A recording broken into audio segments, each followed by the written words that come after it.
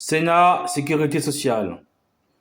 A. La dépense publique de protection sociale le plus élevée de l'OCDE. La France est le pays de l'OCDE dont les dépenses publiques de protection sociale exprimées en points de PIB sont les plus élevées. Mais si on raisonne en euros par habitant, en neutralisant les différences du pouvoir d'achat, la France est en sixième position.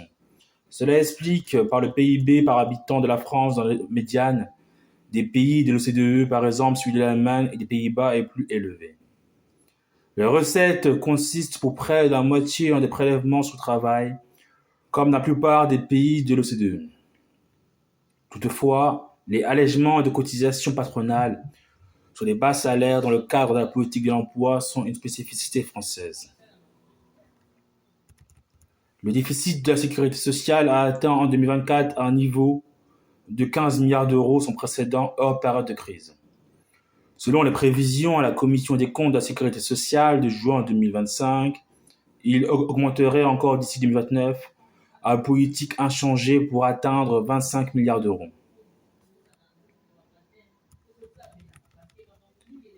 Pourtant, avant la crise sanitaire, la sécurité sociale était quasiment à l'équilibre. L'écart entre le déficit de 2 milliards d'euros de 2019 et le déficit de 15 milliards d'euros de 2024 s'explique de la façon suivante. En 2019, la sécurité sociale avait un déficit structurel, c'est-à-dire un déficit corrigé des fluctuations de la conjoncture, d'environ 10 milliards d'euros. En effet, en 2019, le PIB de la France était supérieur d'environ 2% à son niveau potentiel, autrement dit à son niveau corrigé des fluctuations de la conjoncture, ce qui améliorait temporairement le solde de plus de 10 milliards d'euros, comme actuellement le PIB est légèrement intérieur à son potentiel entre 2019 et 2024. L'évolution du solde conjoncturel a contribué à l'aggravation du déficit pour près de 13 milliards d'euros. Le second facteur d'aggravation du déficit entre 2019 et 2024 est que l'effort structurel sur les dépenses a été négatif de près de 20 milliards d'euros. Autrement dit, les dépenses ont augmenté de près de 20 milliards d'euros de plus que celui qui aurait découlé d'une croissance au même taux que le PIB potentiel. Cela s'explique notamment par les mesures en faveur de l'hôpital consécutives à la crise sanitaire, 13 milliards d'euros pour le Ségur de la santé, consistant essentiellement en des augmentations salariales et 8 milliards d'euros pour les mesures inflation en faveur de l'hôpital. Ces mesures peuvent aussi être interprétées comme le rattrapage partiel de l'effort de réduction du déficit des années 2010. En sens inverse, les mesures prises pour augmenter les recettes ont été d'environ 8 milliards d'euros et les recettes ont spontanément eu tendance à augmenter plus vite que le PIB potentiel sur la période. La crise financière de 2009 a considérablement aggravé le déficit de la sécurité sociale. Dans les années 2010, dans un premier temps, des mesures ont permis de quasiment résorber le déficit structurel. Toutefois, alors que la conjoncture était favorable du fait du faible dynamisme des recettes, le déficit structurel s'est remis à augmenter en fin de période pour atteindre en 2019 le montant de 10 milliards d'euros indiqué ci-avant, ce que masquait l'excédent conjoncturel. Dans les années 2010, la réduction du déficit structurel a été permise par une action à la fois sur les dépenses et sur les recettes, pour respectivement 50 milliards d'euros et 25 milliards d'euros environ. L'effort sur les recettes a surtout concerné le début de la période. L'effort sur les dépenses a quant à lui été également réparti sur la totalité de la période de plus de 5 milliards d'euros par an et concentré en quasi-totalité sur les dépenses d'assurance maladie et dans une moindre mesure de retraite. Les niches sociales non compensées de 35 milliards d'euros. Les allègements de recettes de la sécurité sociale, qui est usuel d'appeler niche sociale, ont fortement augmenté en 2022 et 2023. Le montant total des niches est de plus de 100 milliards d'euros, dont selon les estimations de la MECSES, environ 35 milliards d'euros ne sont pas compensés. La loi Veil de 1994 prévoit un principe de compensation des nouvelles niches, une loi postérieure peut bien entendu y déroger. Comme le souligne la Cour des comptes dans son rapport sur l'application des lois de financement à la sécurité sociale de mai 2024, la non-compensation depuis 2019 de l'exonération de la prime exceptionnelle du pouvoir d'achat PEPA, appelée la prime de partage de la valeur, 1,1 milliard d'euros en 2023, n'est pas conforme à la loi. Pour ce qui concerne les allègements généraux de cotisations patronales, le RALFS souligne que la compensation du bandeau maladie est inférieure de 5,5 milliards d'euros à son coût. Cela provient de la part de TVA affectée par la loi en 2019 à la sécurité sociale qui, selon la Cour, a été mal calculée. De même, la loi de financement de la sécurité sociale pour 2019 prévoit la non-compensation de l'exonération de cotisations salariales sur les heures supplémentaires. Dans la quasi-totalité des cas, les autres niches sont antérieures à la loi Veil de 1994 et ne sont donc pas compensées. Elles marquent une forte dynamique ces dernières années. Les débats sur la nécessaire réduction du déficit de la sécurité sociale sont complexifiés par la coexistence de plusieurs périmètres relatifs aux finances sociales. Le graphique ci-dessous compare le solde de la sécurité sociale avec d'autres périmètres plus larges. Si on ajoute la caisse d'amortissement de la dette sociale CADES, qui est par nature excédentaire de 15 à 20 milliards d'euros, chaque année, la sécurité sociale est à l'équilibre en 2024 et ne devient déficitaire qu'en 2025. La situation est analogue si l'on retient le périmètre des administrations de sécurité sociale, qui inclut en plus des organismes comme les régimes complémentaires de retraite ou l'assurance chômage. Par ailleurs, si les dépenses de la sécurité sociale correspondent à une réalité physique, une recette de la sécurité sociale résulte d'une convention juridique. Cela peut conduire soit à minorer le déficit de la sécurité sociale, soit au contraire à affirmer qu'il serait sous-estimé, comme le montre la polémique récurrente sur un déficit caché du système de retraite. Le retour de la sécurité sociale à l'équilibre est une nécessité. En effet, la sécurité sociale n'a pas vocation à être durablement en déséquilibre, ce qui reviendrait à instaurer une solidarité des générations futures en faveur des générations actuelles. Par ailleurs, son déficit actuel empêcherait la sécurité sociale de jouer son rôle d'amortisseur en cas de nouvelle crise. À cela s'ajoute un risque de crise de liquidité, la dette ne pouvant s'accumuler indéfiniment à l'Agence centrale des organismes de sécurité sociale, ACOS, également connue sous le nom d'URSSAF, Caisse nationale. Surtout, le déficit actuel des administrations publiques considéré dans le temps ensemble n'est pas soutenable et la sécurité sociale doit contribuer à l'effort global de réduction du déficit par son retour à l'équilibre.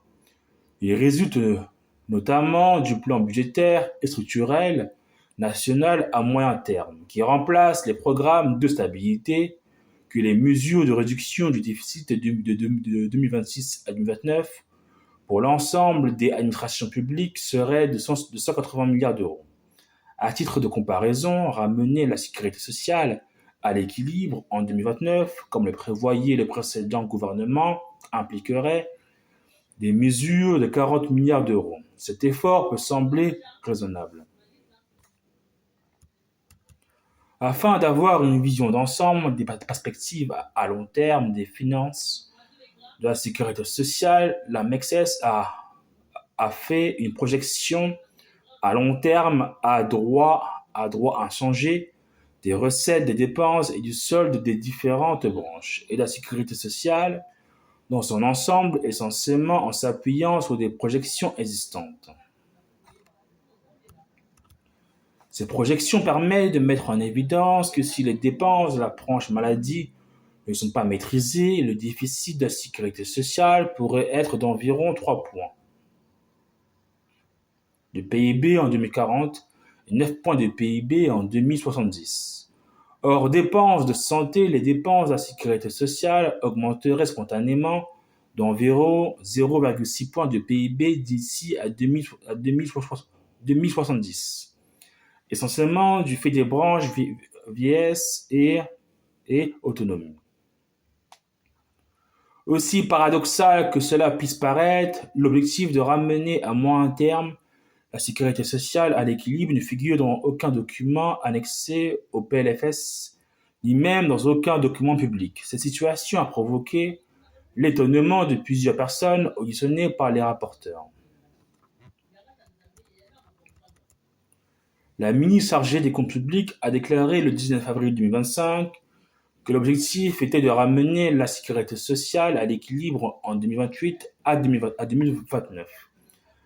Elle a confirmé le 28 mai 2025 au Sénat, lors des questions d'actualité au gouvernement, puis le 23 juin 2025, lors de l'examen du projet de loi d'approbation des comptes de la sécurité sociale pour 2024.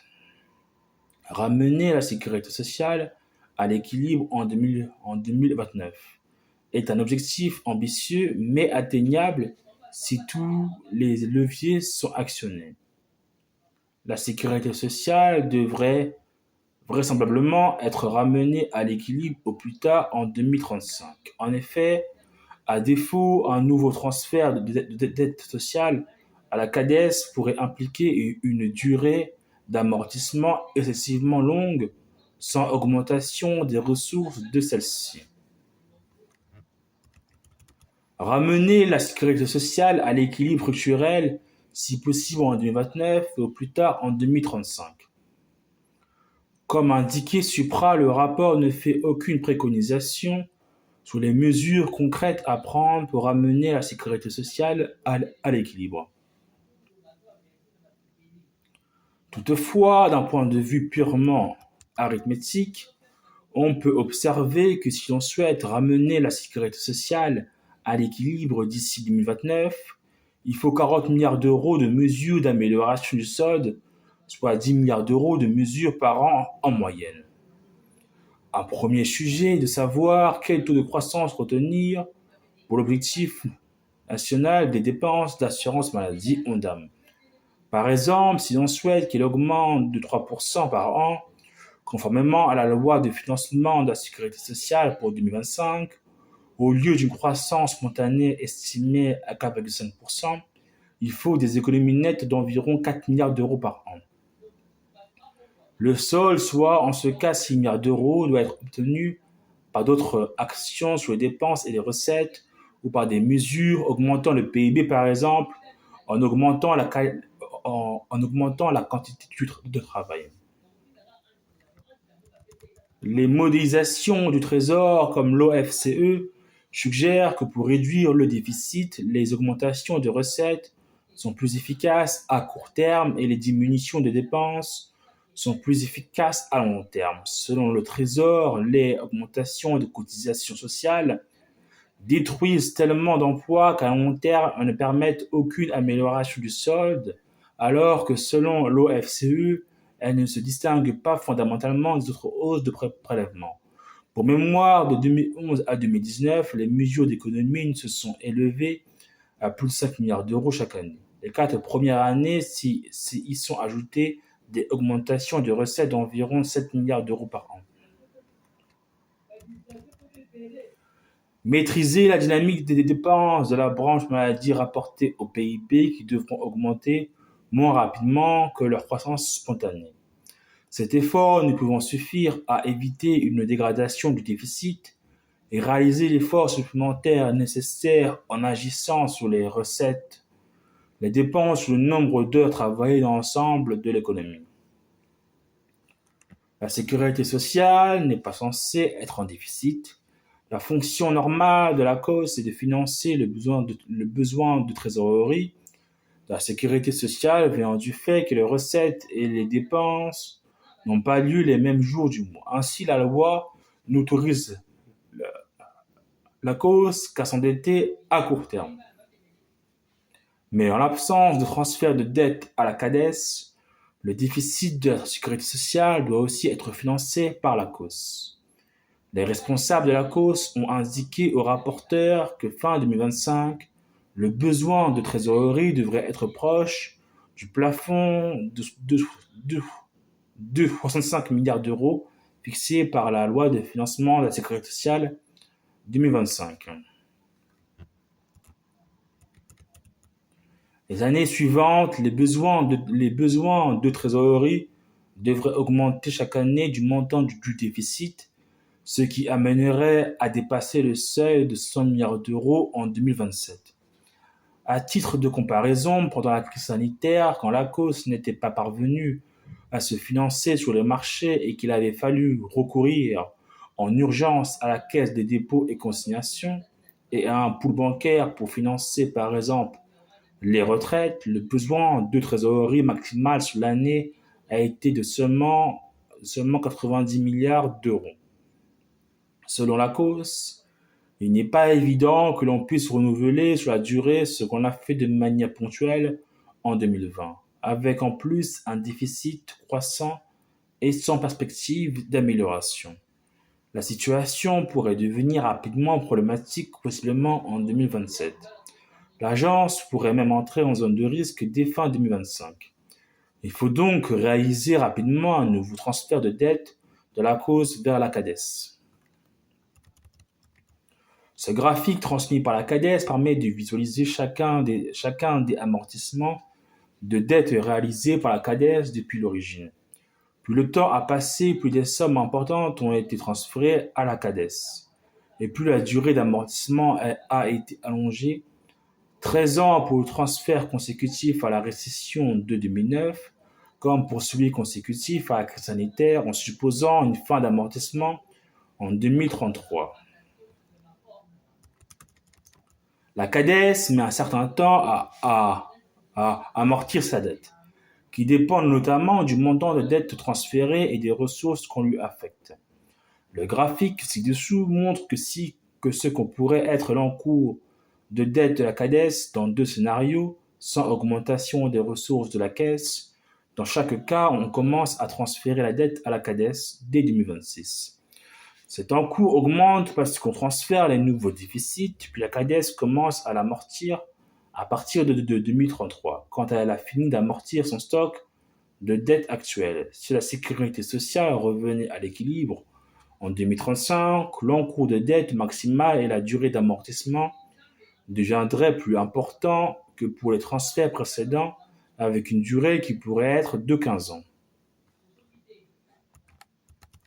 Un retour plus tardif de la sécurité sociale à l'équilibre pourrait amener à une durée d'amortissement très longue, de par exemple 20 ans. On peut se demander si cela ne viderait pas de son sens le principe même de la CADES, adopté rapidement éventuellement dans l'annexe à la loi des financements de la sécurité sociale de 2026, une trajectoire crédible de solde de la sécurité sociale garantissant un retour à l'équilibre structurel si possible en 2029 et au plus tard en 2035. Réviser rapidement l'article 4 bis à valeur organique de l'ordonnance de 1996 sur la CADES afin de permettre un nouveau transfert de dette de la COS à la CADES, adopté annuellement éventuellement dans l'annexe à la loi de financement de la sécurité sociale, une programmation à moyen terme de recettes, de dépenses et de soldes de la sécurité sociale. L'avis du comité d'alerte sur les dépenses d'assurance maladie du 18 juin 2025 qui a indiqué l'existence d'un risque sérieux de dépassement de l'Ondam 2025 de 0,5% a mis une fois de plus en évidence les insuffisances de la gouvernance de l'Ondam. Il convient de mettre en place une gouvernance effective de l'Ondam, reposant notamment sur des prévisions non biaisées et un renforcement des outils de régulation infra-annuels. La proposition de la CNAM de faire examiner par le comité d'alerte la construction de l'Ondam prévisionnel mérite en particulier d'être examinée avec attention. Les dépenses de la branche maladie sont les plus difficiles à projeter. La croissance spontanée des dépenses de santé résulte de divers phénomènes. Quand le PIB augmente d'un point, les dépenses de santé tendent à augmenter d'environ trois quarts de point. Trois autres phénomènes majeurs globalement se trouvent d'environ 1,5 points. La tendance des salaires du secteur de la santé à augmenter plus rapidement que leur productivité, ce que les économistes appellent l'effet Baumol. Le progrès technique et actuellement le vieillissement.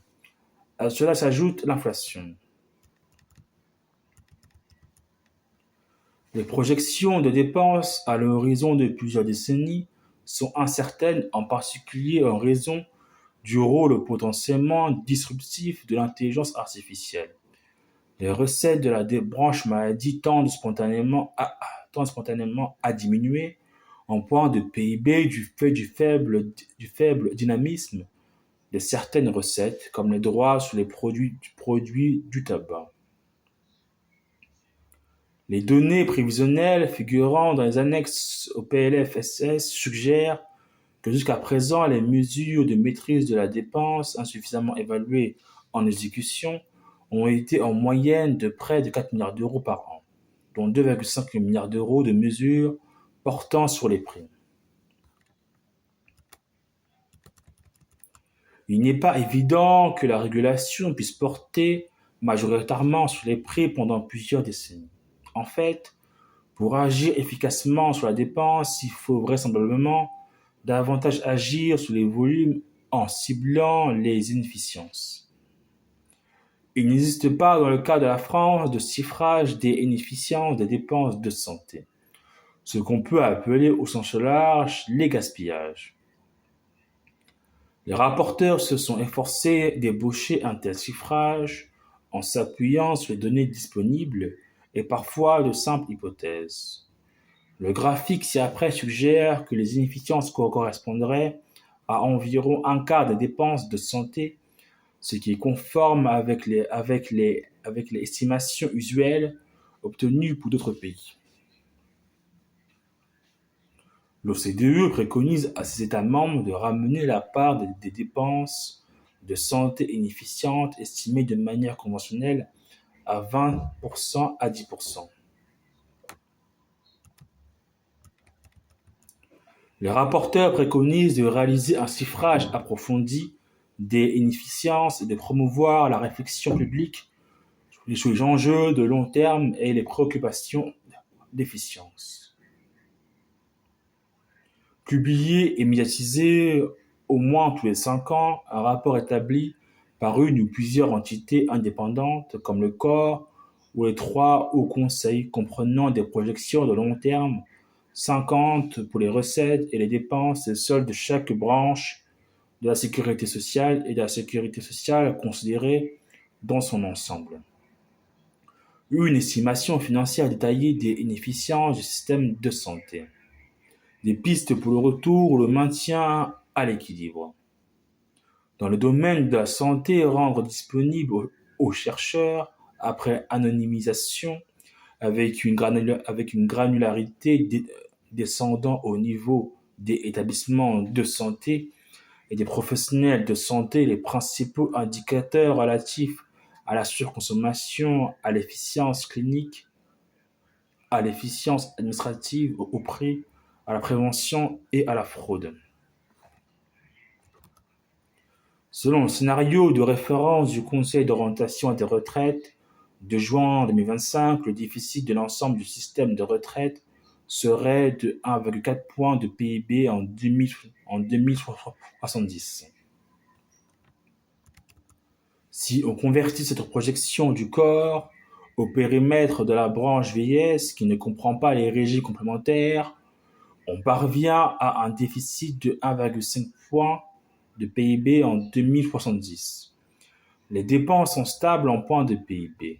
L'augmentation du déficit provenant de la baisse des recettes, le rapport sans prendre de position rappelle les principales mesures envisageables pour amener la branche vieillesse à l'équilibre. La branche autonomie. Dans le cas de la branche autonomie, Il n'existe pas de projection à long terme. La MEC s'est appuyée pour sa projection sur les projections de dépenses de la Commission européenne relatives à l'ensemble des dépenses publiques en faveur de l'autonomie. Les dépenses de la branche autonomie devraient accélérer à partir de 2030, avec un déficit qui, à politique inchangée, pourrait atteindre 0,6 points de PIB en 2070. Les projections de la Commission européenne suggèrent toutefois un fort aléa à la hausse. Si la France souhaitait avoir des dépenses en faveur de l'autonomie plus généreuses. Le rapport rappelle les principales propositions qui ont pu être évoquées pour financer les dépenses en faveur de l'autonomie, que ce soit par les pouvoirs publics ou par les particuliers. Dans le cas de l'autonomie, fixer des objectifs explicites de probabilité de prise en charge et de niveau de prise en charge et se doter du financement permettant de les atteindre,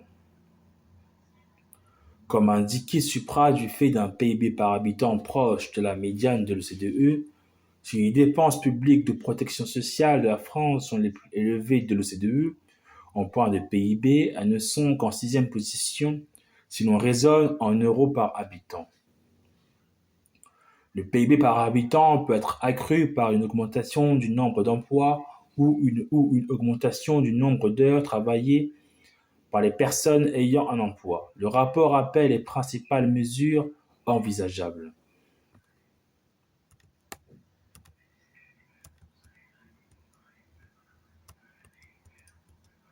Principaux points d'accord des rapporteurs. Point d'accord 1. Ramener la sécurité sociale à l'équilibre structurel, si possible en 2029 et au plus tard en 2035. Point d'accord 2. Maîtriser la dynamique des dépenses de la branche maladie rapportées au PIB qui devront augmenter moins rapidement que leur croissance spontanée. Point d'accord 3. Cet effort ne pouvant suffire à éviter une dégradation du déficit et réaliser l'effort supplémentaire nécessaire en agissant sur les recettes, les dépenses ou le nombre d'heures travaillées dans l'ensemble de l'économie.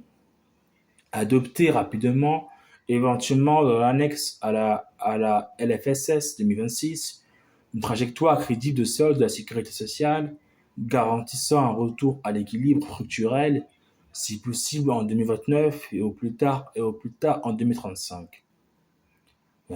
Point d'accord 5. Réviser rapidement l'article 4 bis à valeur organique de l'ordonnance de 1996 de la CADES afin de permettre un nouveau transfert de dette de la COS à la CADES. Gouvernance de la sécurité sociale et maintien de la sécurité sociale à l'équilibre. Point d'accord 6. Adopter annuellement, éventuellement dans l'annexe à la LFSS, une programmation et non une simple prévision à politique inchangée. Un moyen terme de recettes, de dépenses et de solde de la sécurité sociale. Point d'accord 7. Mettre en place une gouvernance effective de l'ONDAM reposant notamment sur des prévisions non biaisées et un renforcement des outils de régulation infra-annuels. Point d'accord 8. Publier et médiatiser au moins tous les 5 ans un rapport établi par une ou plusieurs entités indépendantes comme le corps et les 3 hauts conseils comprenant des projections de long terme 50 pour les recettes, les dépenses et le solde de chaque branche de la sécurité sociale et de la sécurité sociale considérée dans son ensemble. Une estimation financière détaillée des inefficiences du système de santé, des pistes pour le retour ou le maintien à l'équilibre. Point d'accord numéro 9. Dans le domaine de la santé, rendre disponible aux chercheurs après anonymisation avec une granularité descendant au niveau des établissements de santé et des professionnels de santé les principaux indicateurs relatifs à la surconsommation, à l'efficience clinique, à l'efficience administrative auprès à la prévention et à la fraude. Point d'accord 10. Dans le cas de l'autonomie, fixer des objectifs explicites de probabilité, de prise en charge et de niveau de prise en charge et se doter du financement permettant de les atteindre.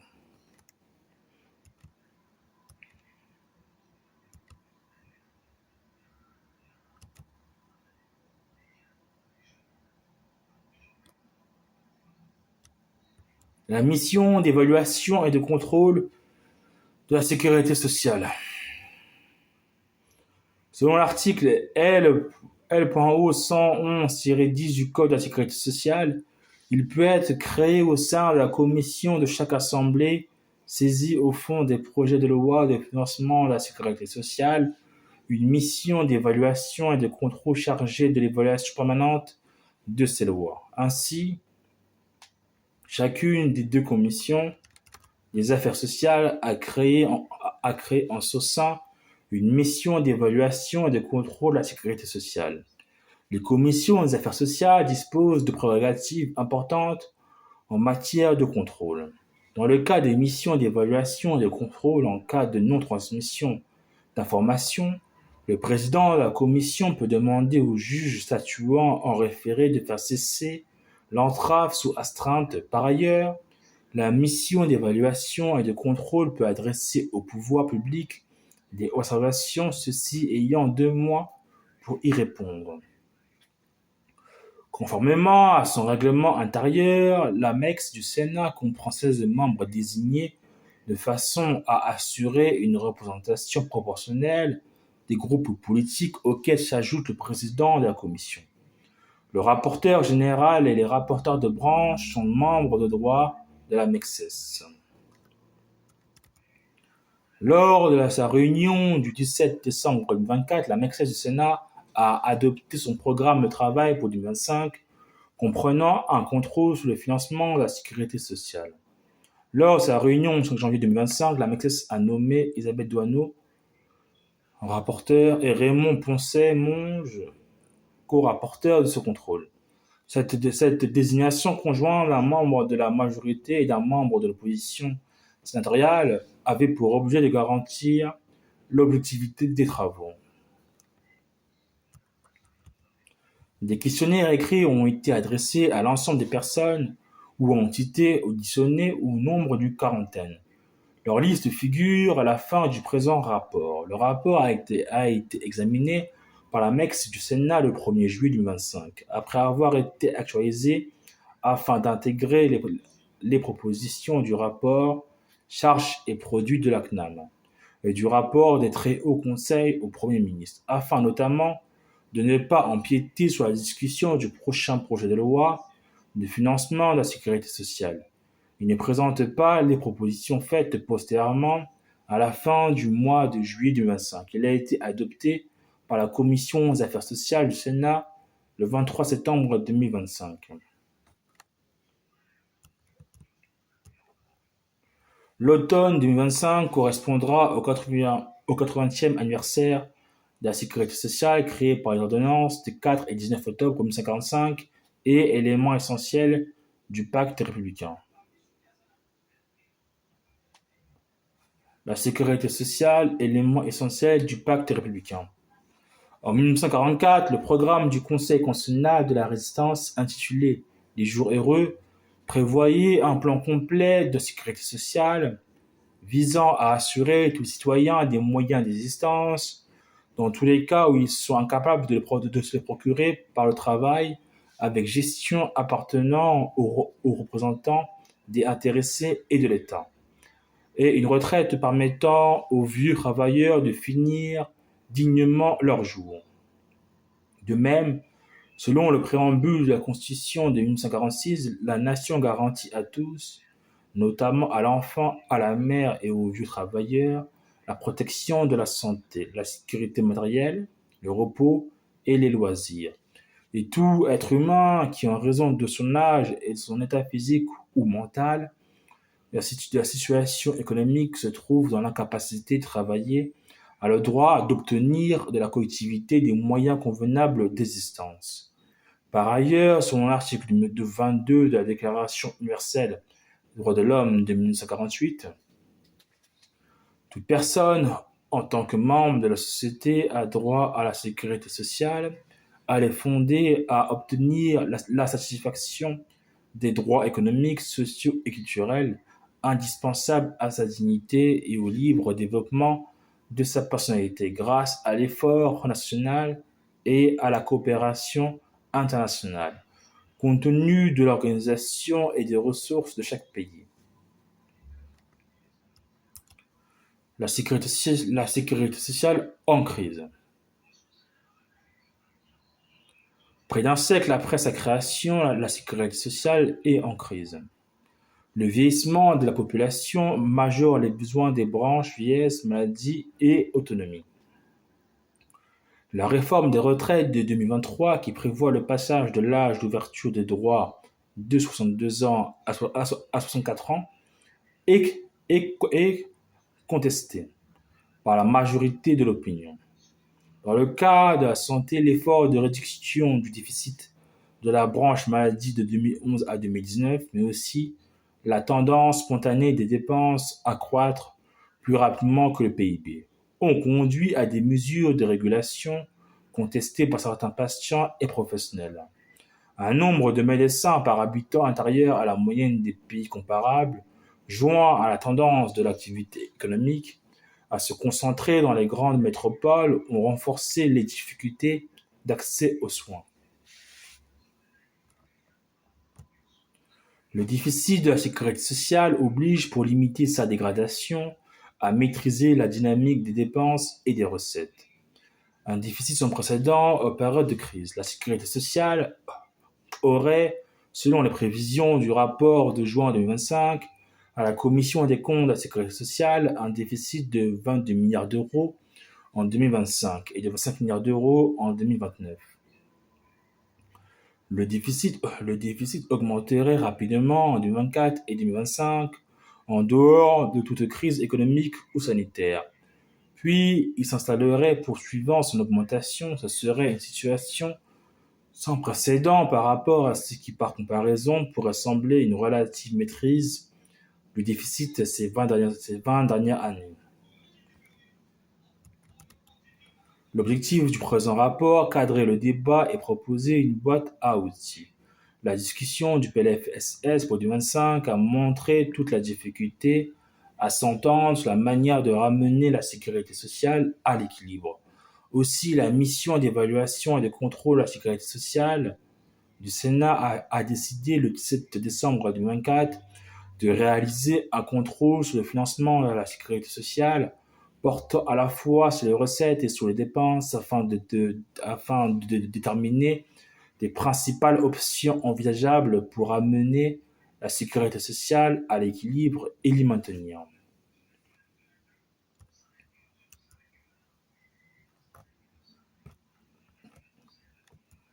Afin de garantir l'objectivité des travaux, le 5 février 2025, la MEX a confié le rapport sur le financement de la sécurité sociale à un membre de la majorité, Isabelle Douaneau, rapporteur général, et à un membre de l'opposition, Raymond Poncet-Monge, vice-président de la commission. Le présent rapport a pour objet non de préconiser une liste particulière des mesures pour amener la sécurité sociale à l'équilibre, mais plus modestement, de présenter des éléments de cadrage et d'analyse destinés à favoriser le rapprochement des points de vue dans une logique de boîte à outils. Aussi, comme le rapport de la Cour des comptes sur le système de retraite de février dernier, le rapport ne préconise ni ne rejette aucune mesure.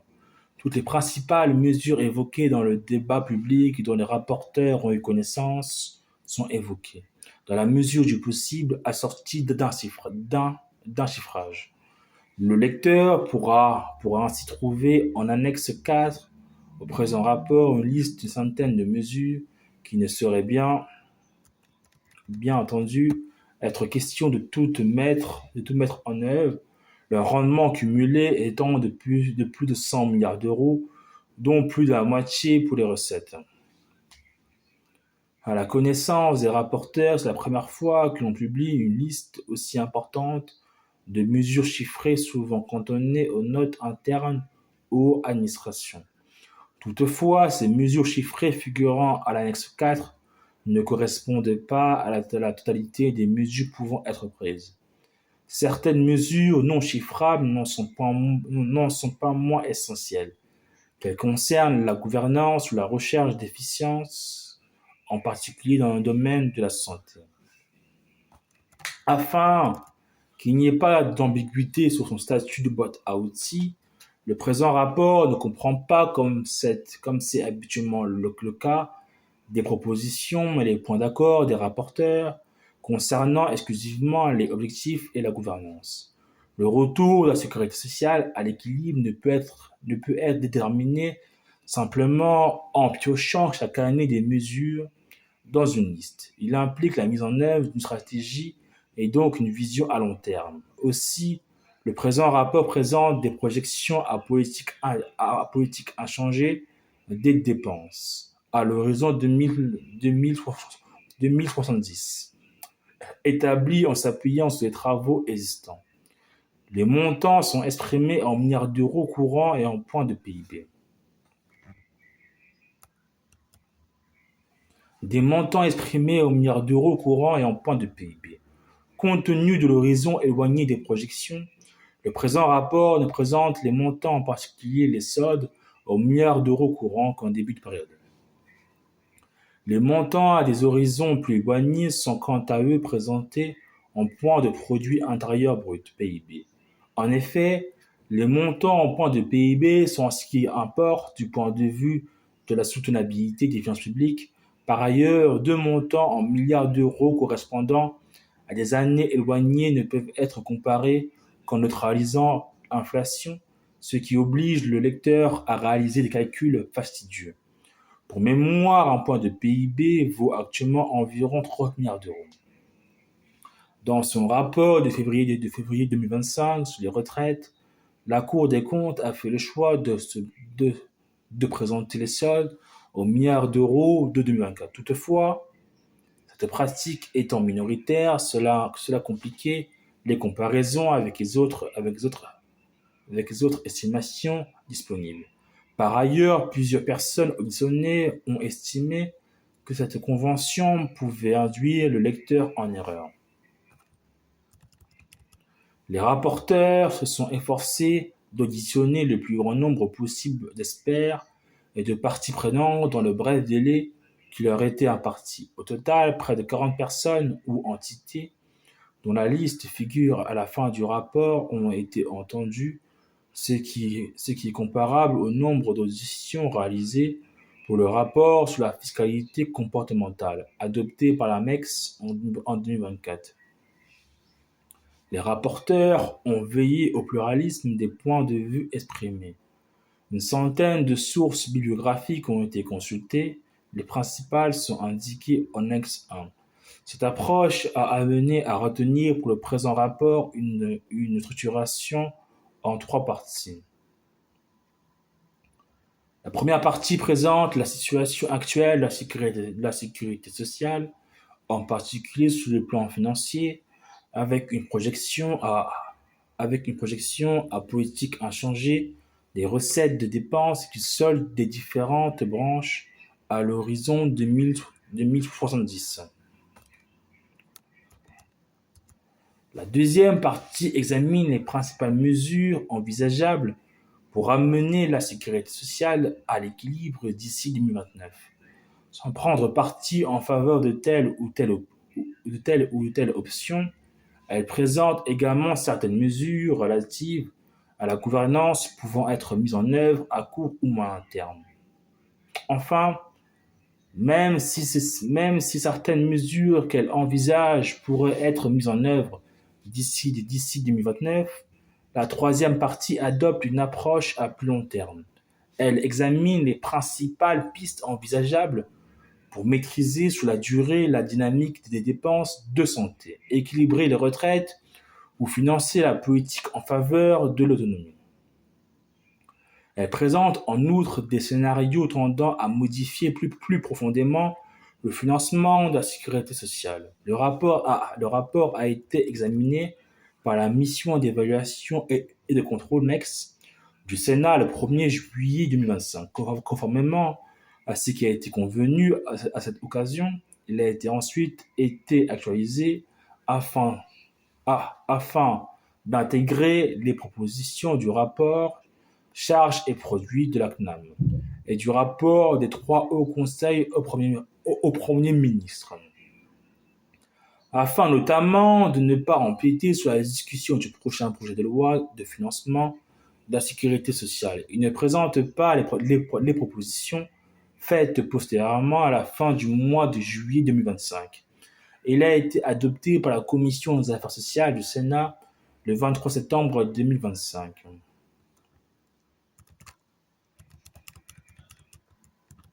L'ensemble des dépenses de protection sociale publique et privée correspond en France à environ 40 points de PIB, ce qui en fait avec le Danemark le pays de l'OCDE dont les dépenses de protection sociale sont les plus élevées en points de PIB. En France, plus de 85% des dépenses de protection sociale sont publiques, ce qui place la France dans la moyenne de l'OCDE. Les États se démarquant sur ce plan sont les Pays-Bas, les États-Unis et la Suisse, dont seulement 60% environ des dépenses sont publiques. Si l'on se limite aux dépenses publiques avec 35 points de PIB en 2019, les dépenses publiques de protection sociale de la France rapportées au PIB sont les plus élevées de l'OCDE. Certes, les comparaisons internationales doivent être considérées avec une certaine prudence, les données des différents États n'étant pas strictement comparables. Par exemple, selon un rapport de 2022 du Haut Conseil du financement de la protection sociale, la dépense publique de l'Allemagne dans le domaine de la protection sociale serait minorée de près de 3 points de PIB par rapport à celle de la France. Il n'en demeure pas moins que les dépenses publiques de protection sociale de la France figurent parmi les plus élevées au monde. Cela résulte notamment des choix politiques. Le panorama change quelque peu si l'on présente les dépenses non en points de PIB, mais en dépenses par habitant, exprimées en dollars PPA, c'est-à-dire correspondant au même pouvoir d'achat dans les différents pays. Bien que restant parmi les plus élevés, les dépenses de protection sociale de la France n'ont plus rien d'exceptionnel. Pour ce qui concerne les dépenses publiques, la France se retrouve en 6e position. Elle est en effet supplantée par le Luxembourg et dans une moindre mesure par la Norvège, le Danemark, l'Autriche et la Belgique.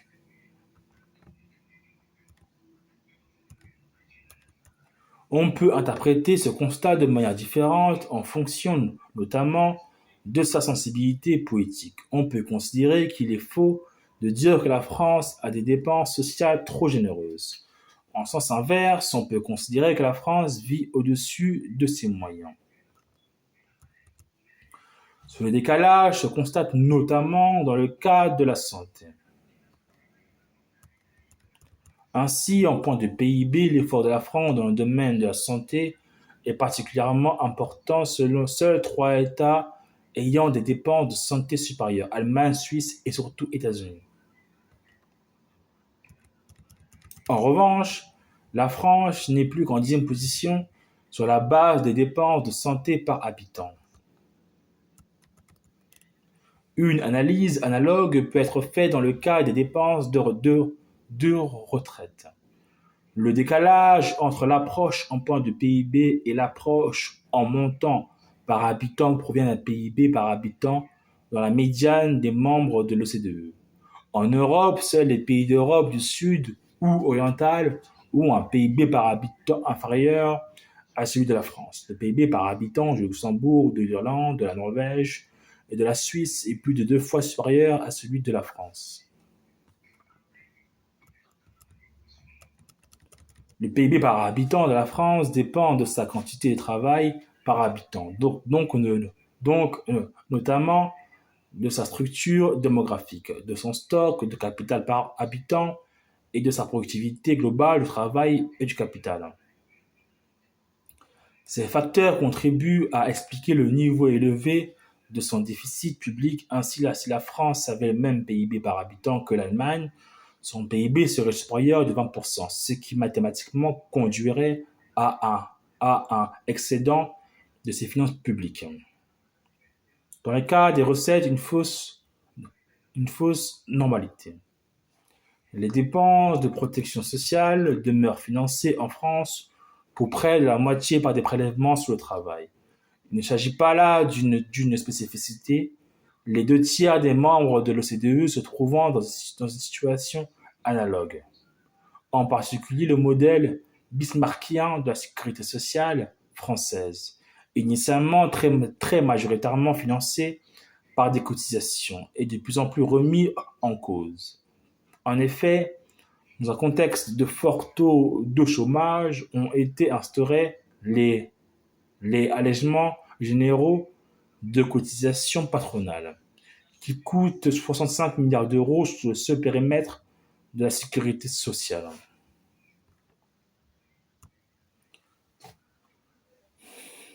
Par ailleurs, certaines recettes fiscales s'élevant à environ 2 points de PIB ont pour objet de compenser à la sécurité sociale les allègements de cotisations patronales. Le graphique précédent montre que si la France ne se caractérise pas fondamentalement par la structure des recettes finançant sa protection sociale, elle se distingue, elle se distingue, elle se distingue en revanche par leur montant en points de PIB les plus élevés de l'OCDE. Dans le cadre de sa politique de l'emploi, elle a mis en place les allègements généraux de cotisations patronales sur les bas salaires, qui en 2024 ont coûté en 2024 65 milliards d'euros sur le périmètre de la sécurité sociale et environ 80 milliards d'euros sur celui de l'ensemble des administrations de sécurité sociale. Il en découle pour les bas salaires un coût socio-fiscal acquitté par l'employeur nettement inférieur à celui de nos principaux partenaires.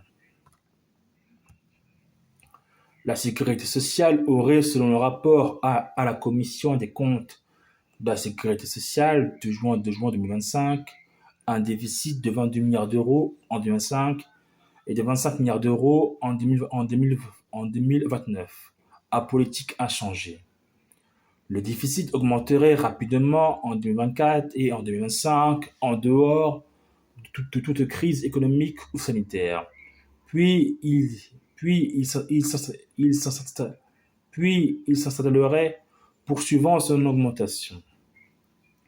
Ce serait une situation sans précédent par rapport à ce qui, par comparaison, pourrait sembler une relative maîtrise du déficit ces 20 dernières années. Aussi, si une nouvelle crise survenait, il ne serait pas évident que la sécurité sociale puisse jouer son rôle d'amortisseur social et de stabilisateur automatique comme lors de la crise de 2008 à 2009 ou de la récente crise sanitaire. Un déficit de 24 provenant de causes multiples. En 2019, la sécurité sociale a été quasiment à l'équilibre avec un déficit de seulement 2 milliards d'euros. En 2024, le déficit a été de 15 milliards d'euros en dehors de toute crise économique. Comme le montre le graphique ci-après, entre 2019 et 2024, les recettes rapportées au PIB ont augmenté de 0,6 points de PIB, alors que les dépenses augmentaient de 1,1 point de PIB. Ainsi, alors que la sécurité sociale était quasiment à l'équilibre en 2019, elle est désormais déficitaire de 0,5 points de PIB. Il convient de déterminer les causes de cette dégradation des finances sociales. La MEC s'est efforcée, à titre indicatif, de décomposer l'évolution du déficit de 2017 à 2025 entre ses différentes composantes en s'appuyant sur les notions de solde structurel et d'effort structurel et en isolant l'impact de certaines mesures spécifiques. Les résultats sont indiqués par le graphique et le tableau ci-après.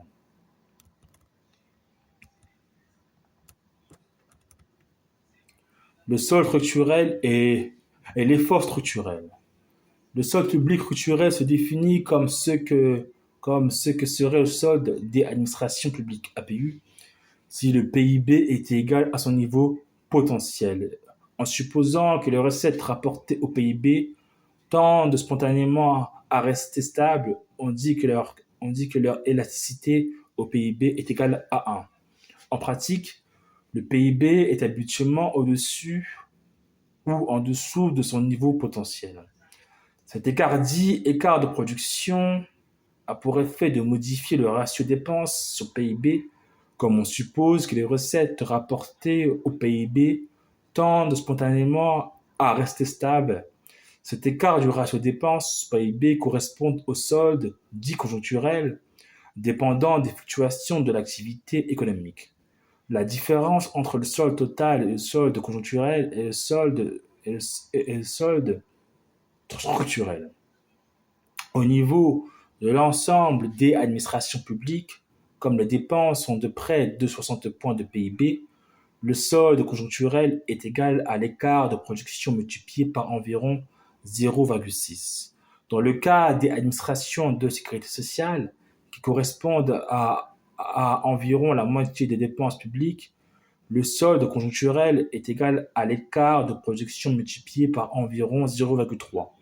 Le coefficient est d'environ 0,2 pour la sécurité sociale.